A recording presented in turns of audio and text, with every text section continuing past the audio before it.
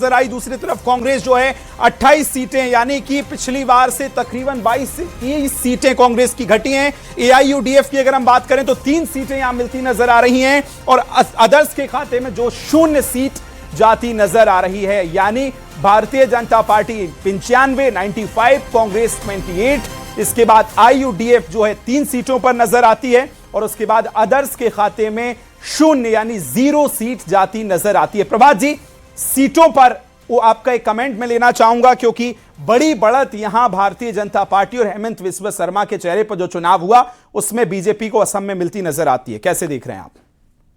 नहीं, देखिए, निश्चित तौर पे विकास जी, जो वहां पे मुद्दे बनाए गए थे कि महंगाई है, बेरोजगारी है, हाँ। और वहां चाय बागानों का मामला है, वो कहीं धरातल में दिखाई नहीं दिया। वहां पे निश्चित तौर पे डबल इंजन की सरकार का एक जो कंसेप्ट था वो वहां की जनता ने उसको स्वीकार किया। और 95 सीट अगर आज एग्जिट पोल में जी, जो दिखाई दे सवाल आप रही उठा रही थी तो उसको तो प्रभात जी नकार रहे हैं कि वो जमीन पर नहीं मिला है।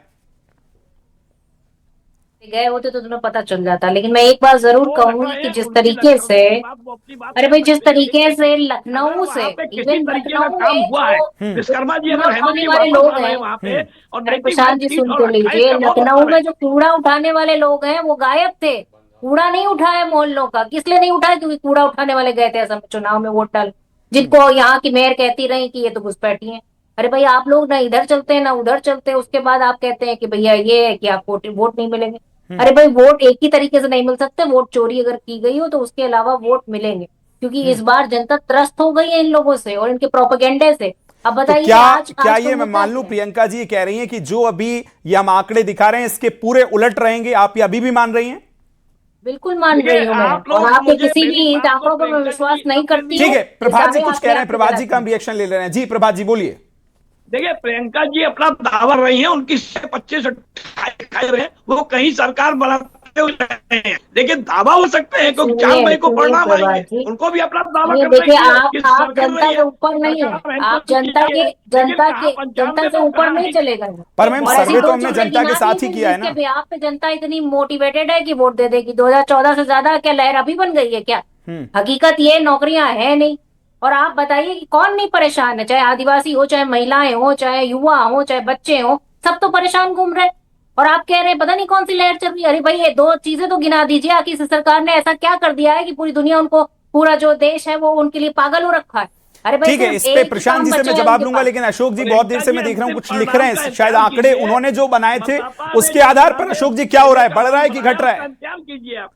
ठीक है, लौटूंगा प्रभात जी, प्लीज 1 बाय 1 प्लीज। जी अशोक भाई।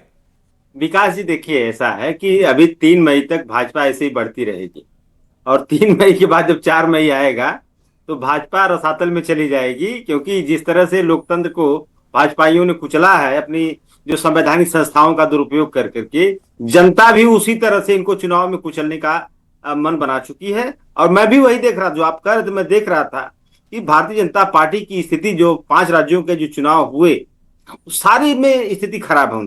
वो जो सपना पाले थे पश्चिम बंगाल जीत लेंगे, जो सपना पाले थे कि असम में दोबारा चुनाव जीत जाएंगे, वो सपना उनका पूरा नहीं होने जा रहा। क्योंकि असम का जो आप यहाँ पे चर्चा कर रहे हैं, वहां पर वास्तव में अगर आप देखेंगे तो सबसे लो मतलब वेज वहां पर है, 200-250 मजदूरी वहां पर है, सबसे पुअर वहां लिविंग स्टैंडर्ड है, पुअर एजुकेशन है। मतलब सारी दुश्वारियां असम की जनता झेल रही है और जो है डबल इंजन सरकार में झेल रही है। ऐसा नहीं कि केंद्र में दूसरी सरकार, असम में दूसरी सरकार। आप बताइए, यहाँ पे भाजपा के साथी बैठे हैं और हमारे पत्रकार महोदय बैठे हैं, असम में चाय के जो मजदूर हैं, जो काम करते हैं, उनकी मजदूरी कब बढ़ाए इन्होंने?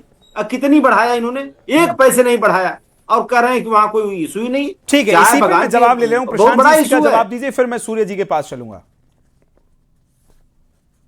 देखिए विजय जी, जो आपके आंकड़े देख करके जो हमारे विपक्ष के साथियों का जो है बिल्कुल हालत खराब हो गई, इसलिए वो जुलूल की बातें कर रहे हैं। बेरोजगारी की बात करें, मैं तो कह रहा हूं कि हिमाचल और कर्नाटक में कोई आदमी बेरोजगार नहीं है।